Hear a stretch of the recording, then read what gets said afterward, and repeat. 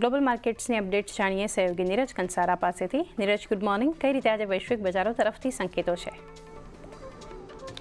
जी good morning चार्लीने આજના સંકેતો પણ આપણને થોડાક નબળી સાઈડને મળતા દેખાઈ રહ્યા છે, કારણ કે જો આજ ગઈકાલે અમેરિકાના બજારોની અંદર આપણને જે કારોબાર જોવા મળ્યો થોડોક મિશ્ર કારોબાર હતો। ડાઉ જોન્સ આપણને ફ્લેટ ટુ પોઝિટિવ ખાસ કરીને બંધ થતો જોવા મળ્યો। S&P 500 નાસ્ડેક બંનેની અંદર આપણને ખાસ કરીને દબાણ આવતું જોવા મળ્યું અને છેલ્લા સત્રની અંદર ખાસ કરીને આપણને છેલ્લા સમયની અંદર થોડું ઘણું દબાણ આપણને બજારની અંદર બનતું દેખાયું, જે પરિસ્થિતિ આપણને છેલ્લા બે એક દિવસથી જોઈ રહ્યા છીએ।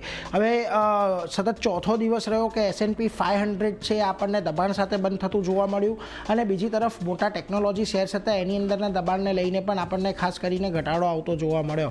આ ઉપરાંત ખાસ કરીને ગઈકાલે ફેડની મિનિટ્સ આપણને આવતી જોવા મળી, તો એની અંદર એવું કહેવામાં આવ્યું છે કે મોંઘવારી પર જોખમ બાબતે મોટે ભાગના અધિકારીઓ જે ફેડના અહીંયાથી એકમત થઈ રહ્યા છે। લેબર માર્કેટની સરખામણીએ મોંઘવારીનું જોખમ અહીંયાથી એમને વધારે લાગી રહ્યું છે અને લેબર માર્કેટ મજબૂત છે પરંતુ મોંઘવારી અહીંયાથી વધતી જોવા મળી છે। બીજી તરફ કન્ઝ્યુમર ગુડ સર્વિસ પર ટેરિફનો અસર આવનારા સમયમાં આવશે અને ટેરિફનો પૂરો અસર આવતા થોડો સમય હજી લાગી શકે છે એવું ફેડનું મંતવ્ય અહીંયાથી આપણને આવતું જોવા મળ્યું છે। બીજી તરફ આ બધાને લઈને જે જેરોમ પોવેલ છે ટ્રમ્પના નિશાના પર હજી પણ છે, તેમણે ખાસ કરીને ફેડના ગવર્નર છે લીસા કુક, એમના પણ એક રાજીનામાની માંગણી ટ્રમ્પ દ્વારા કરવામાં આવી છે। આ ઉપરાંત બિલ પુલ્ટેને અટોર્ની જનરલને ચિઠ્ઠી લખી છે અને કુકની વિરુદ્ધ તપાસ કરવા માટેના આદેશ આપ્યા છે અને અપીલ કરી છે। ખાસ કરીને ફેડરલ હાઉસિંગ ફાઇનાન્સ એજન્સીના ડાયરેક્ટર પણ છે, એટલે આ બધા લઈને પણ હવે ખાસ કરીને અહીંયાથી થોડીક આંતરિક રાજકારણ પણ આપણને ફેડ અને ટ્રમ્પ સરકાર વચ્ચે શરૂ થતું દેખાઈ રહ્યું છે। આ બધાની વચ્ચે આજે જેક્સન હોલની બેઠક શરૂ થવાની છે, એટલે ત્યાં આપણી ખાસ નજર રહેશે।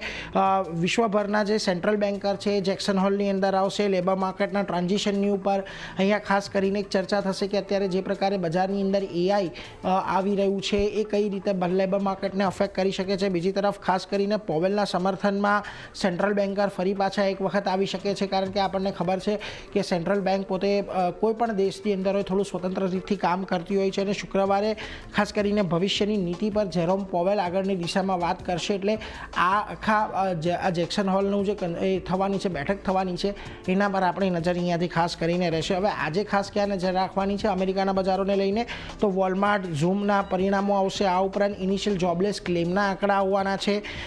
ફિલાડેલ્ફિયાના ફેડ મેન્યુફેક્ચરિંગના આંકડા આપણને આવતા જોવા મળશે, એટલે આ બધા આંકડાઓ પર નજર છે અને બીજી તરફ એક્ઝિસ્ટિંગ હોમ વેચાણના આંકડા પણ આવતા જોવા મળશે। એટલે આ બધી વસ્તુઓ ખાસ કરીને અમેરિકાના અર્થતંત્રની ગતિ કયા પ્રકારની છે એ આપણને નક્કી કરતી દેખાશે।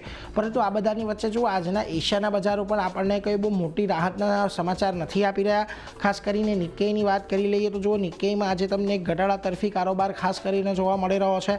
આ ઉપરાંત તમને કોરિયાનું બજાર થોડુંક પોઝિટિવ છે। તાઇવાનની અંદર અત્યારે એક દબાણ જોવા મળી રહ્યું છે।